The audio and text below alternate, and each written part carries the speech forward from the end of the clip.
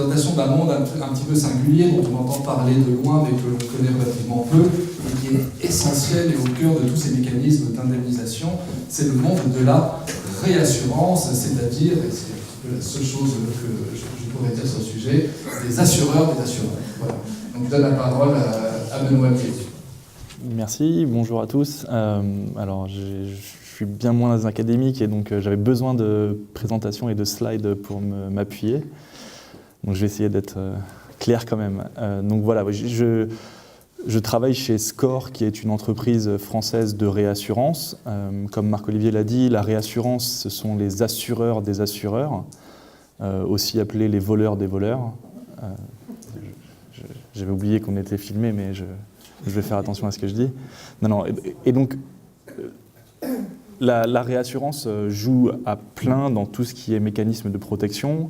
L'intérêt de la réassurance et pourquoi ça existe, c'est de la même façon qu'un particulier normalement constitué est risque averse et donc a besoin de s'assurer pour se décharger d'une partie de son risque moyennant une prime. Un assureur a exactement la même réflexion. Ah merci, ça y est, je suis sauvé. Donc voilà, de la même façon qu'un assuré s'assure, un assureur a besoin de s'assurer. Un assuré s'assure pour protéger sa propre richesse, sa maison, sa voiture, ses biens. Un assureur a besoin de s'assurer pour protéger aussi sa richesse. La richesse d'un assureur, c'est principalement deux choses. Évidemment, ses employés, parce que sans ses employés, la compagnie ne fonctionnerait pas, mais principalement son capital. Le capital, sans capital, aucune compagnie d'assurance, mais bref, aucune compagnie, mais surtout d'assurance, ne peut fonctionner. Et donc, ce capital a besoin d'être protégé. Il a besoin d'être protégé contre principalement les risques à très forte intensité, à forte sévérité et probablement faible fréquence. Les risques de catastrophes naturelles sont les premiers qui nous viennent à l'esprit. Il y en existe des tonnes qui ne sont pas que de causes naturelles. On en a cité énormément dans l'intervention précédente. Et tous ces risques-là sont protégés, entre autres, par la réassurance. Évidemment, donc ça, protéger le capital, c'est une des premières raisons de la réassurance. Une autre raison d'utilisation de la réassurance par les assureurs, c'est de protéger la volatilité des résultats.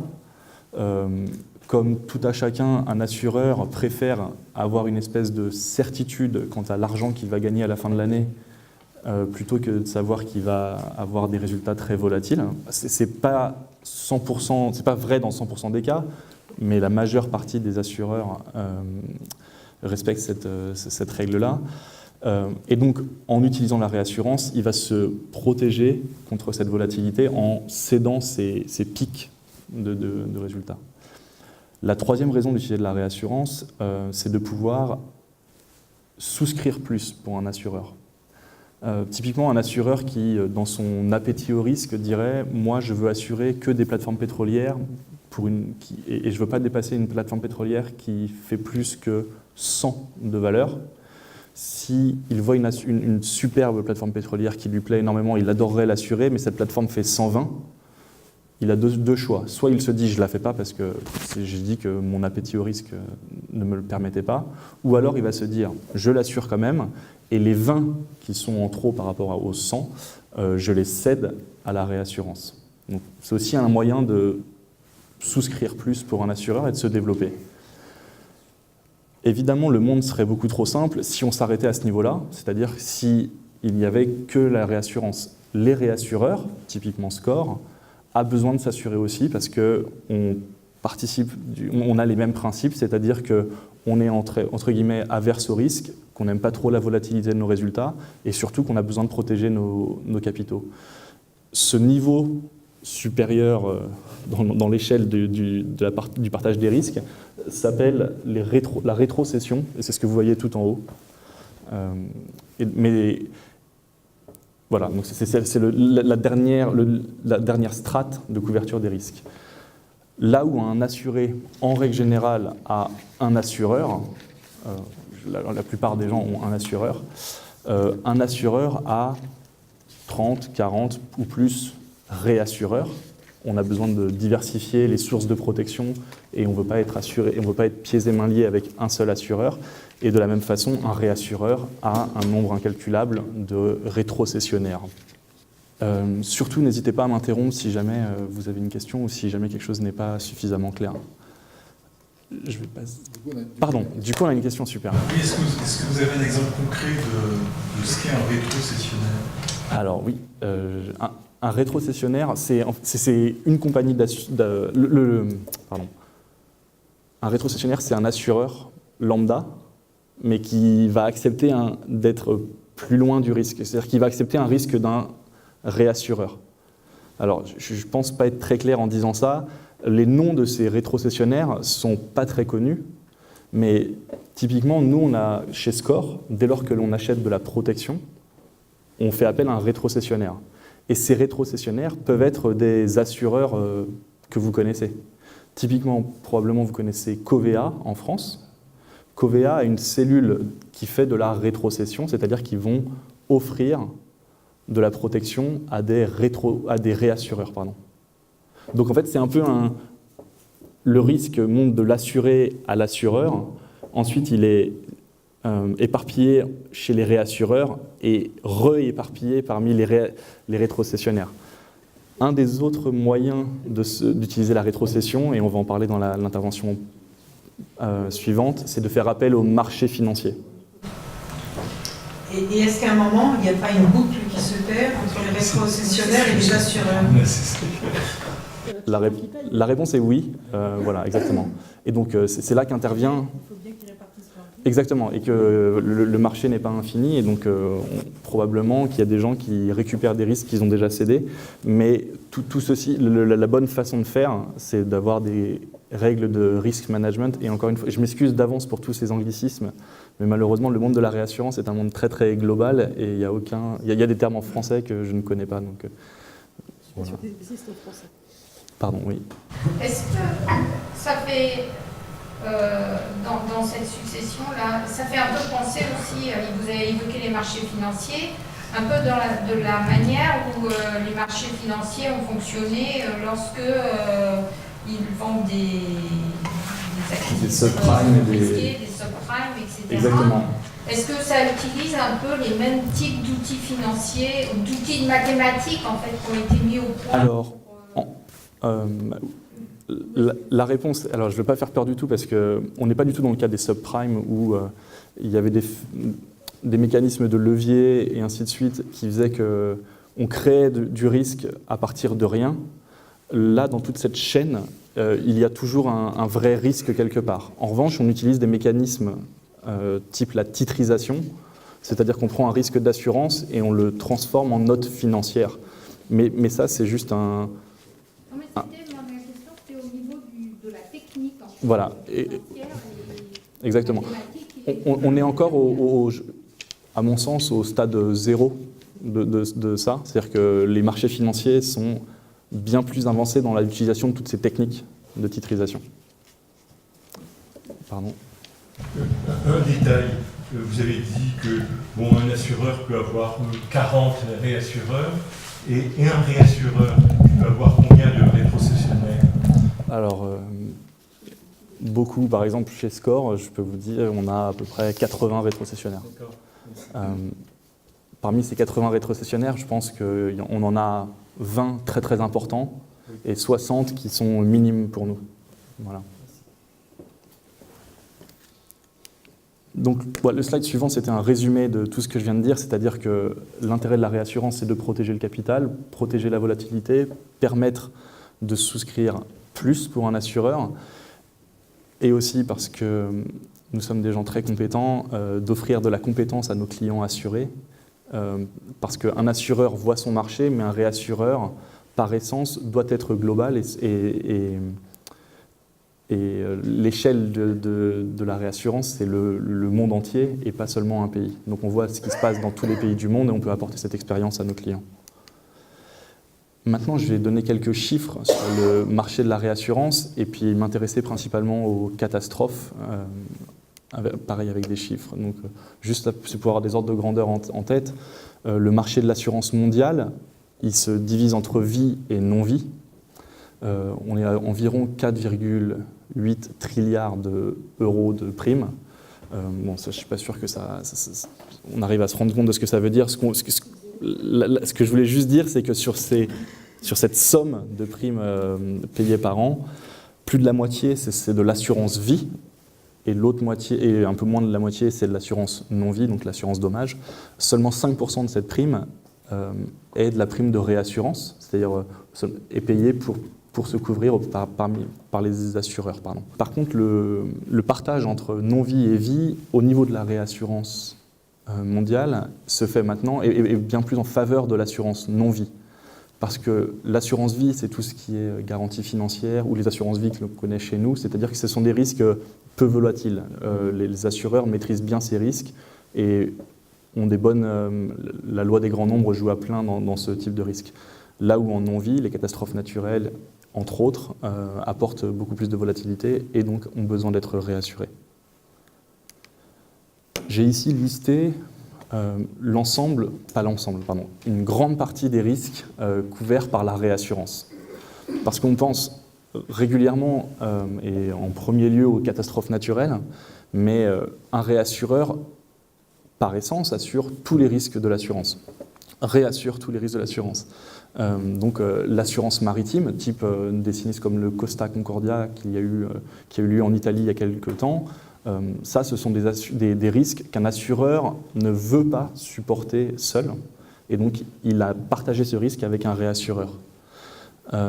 Pareil, tout ce qui est risque de plateforme pétrolière, tout ce qui est crash d'avion, tout ce qui est risque agricole, c'est-à-dire des rendements qui ne seraient pas suffisants ou dus à de la sécheresse ou à des inondations. Donc je ne vais pas vous lister l'ensemble de toutes les catastrophes qui arrivent dans ce monde, malheureusement, mais voilà, l'assurance, le réassureur par essence couvre tous ces risques. Et donc là maintenant, j'ai été sortir quelques courbes. Toutes ces courbes viennent du site du réassureur Swiss Re, qui est un des deux grands acteurs mondiaux de la réassurance,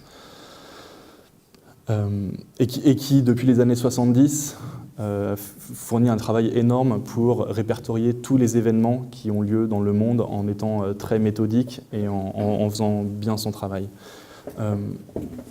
Ici, ce qu'on voit, c'est pas les événements, c'est les évolutions des primes payées en vie et en non-vie. Et donc, les courbes du haut, c'est pour l'ensemble du monde, et les courbes en bleu, c'est pour l'Europe. Et donc, juste ce qu'on voit, c'est que depuis les années 70, c'est une progression, on ne va pas dire constante, mais monotone croissante au niveau mondial de l'assurance. Ça, c'est une surprise pour personne. En revanche, ce qui est de façon intéressante, ce qu'on voit en Europe, qu'on va appeler des pays plutôt matures du point de vue de l'assurance, depuis la crise financière de 2008, on voit une relative stagnation. L'autre point qui est intéressant de noter, c'est que jusque dans les années 95, les courbes bleues entre l'assurance vie et non-vie sont plus ou moins superposées. Et à partir de 95, on voit clairement un détachement de la courbe vie, et la courbe vie, encore une fois, ce sont principalement les placements financiers qu'en France on appelle assurance vie, et qui ont commencé à être vendus de façon beaucoup plus importante par toutes les banques. Aujourd'hui, dès lors qu'on va dans une banque, du moins en France, mais c'est pareil en Europe, on peut rapidement avoir accès à une assurance. Et on voit clairement l'éclosion de ce phénomène-là, qui avait commencé avant, mais qui a pris un plus grand essor à ce moment-là. Alors, désolé pour l'aridité de ces diapositives. Cette fois-ci, c'est les courbes là-haut, le graphe là-haut présente les nombres d'événements par an répertoriés par cet assureur. En bleu, ce sont les événements que l'on appelle en réassurance man-made, c'est-à-dire faits par l'homme, qui sont plutôt des risques technologiques. En rose, ce sont les risques naturels. N'en déplaise à notre cher ami Trump, et mes bases connaissances en mathématiques, j'ai l'impression que sur la courbe rose, il y a clairement une tendance à la hausse. Il y a de plus en plus d'événements. Ça serait compliqué de dire l'inverse, en tout cas depuis les années 70. Donc ça, on peut remettre ce bémol-là, mais depuis les années 70, il y a de plus en plus d'événements. ces événements, ce qui est considéré par événement par Swiss Re quand ils font cette étude-là, ce sont des événements qui génèrent soit un nombre de décès, soit un minimum de pertes économiques. Parce qu'il faut bien trouver une raison d'appeler quelque chose un événement. Ce qui est intéressant de noter, c'est que, comme ça a été dit précédemment, il n'y a pas qu'une seule cause pour expliquer qu'il y ait de plus en plus d'événements. Ce n'est pas uniquement le réchauffement climatique ou le dérèglement climatique. Il y a évidemment tous les phénomènes de développement humain dans les zones à risque. Maintenant, si on regarde le graphique en dessous, pardon, je confonds avec un autre, c'est maintenant le coût des événements depuis les années 70, et c'est le coût des événements catastrophes naturelles. Pardon, voilà.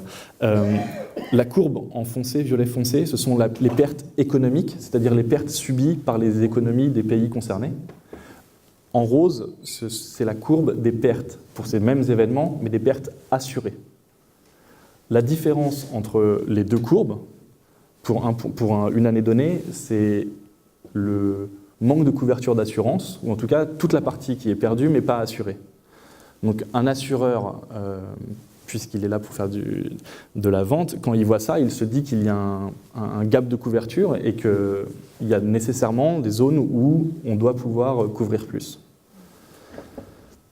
Ensuite, l'autre commentaire qu'on peut faire quand on voit ce graphique, c'est que depuis les années 70, on voit clairement une volatilité des pertes par an, et que à mesure que l'humain se développe dans le monde, on voit des pertes de plus en plus élevées. 2017 étant la deuxième année, donc 2017, la fin de l'année dernière, il y a eu ces événements qui sont appelés HIM, donc Harvey, Irma, Maria, et qui ont généré des pertes énormes. Et c'est la deuxième année la plus coûteuse en termes de pertes économiques depuis 2011. Et 2011, vous vous souvenez, c'est Tohoku au Japon, c'est de gros tremblements de terre en Nouvelle-Zélande, des inondations gigantesques en Thaïlande et des séries de tornades extrêmes aux États-Unis. Tous ces phénomènes sont évidemment réassurés, donc payés par les assureurs, puis réassurés. Et donc, dès lors que vous voyez un pic une année, vous pouvez vous dire que les réassureurs ont eu des pertes sur de résultats l'année en question. Et ça sera mon dernier slide. Cette fois-ci, là-haut, c'est juste un graphique qui montre la différence entre les pertes économiques, c'est bien ça, pardon, les pertes assurées entre les événements dits climatiques et les catastrophes et les tremblements de terre. En jaune, ce sont les tremblements de terre, et en bleu, ce sont les événements climatiques. Ce qu'on appelle événements climatiques, c'est-à-dire tout ce qui n'est pas tremblement de terre, tornades, glissements de terrain, inondations, ouragans et tempêtes. Enfin, en bas, c'est pour ça que je suis ravi qu'on ait les slides, parce que celui-là aurait été compliqué à expliquer, c'est une carte du monde où on a représenté tous les événements principaux, majeurs, qui ont eu lieu entre 2000 et 2017 au niveau du monde. Et le premier commentaire qui vient tout de suite à l'esprit, c'est que, évidemment, les grosses catastrophes naturelles en termes de pertes économiques ont lieu dans les zones développées. Ça, alors, évidemment, c'est un mystère pour personne, mais c'est très très clair ici. On voit bien qu'aux États-Unis, et si on pouvait zoomer sur les États-Unis, on verrait que c'est en Floride, au Texas, et si on pouvait zoomer en Floride, on verrait que c'est sur les côtes. Donc c'est clairement là où l'homme se développe. Il y a de plus en plus les pertes dues aux catastrophes naturelles sont de plus importantes. Et là, on le voit dans un pays, alors qui n'est plus du tout un pays émergent, qui a déjà émergé, mais en Chine, là où les gens partent des campagnes pour aller plutôt vers les côtes, et ces côtes sont soumises au typhon, les pertes assurées dues au typhon explosent. Heureusement, il n'y a pas des typhons tous les jours, mais on le voit clairement dans les chiffres. Et voilà pour moi.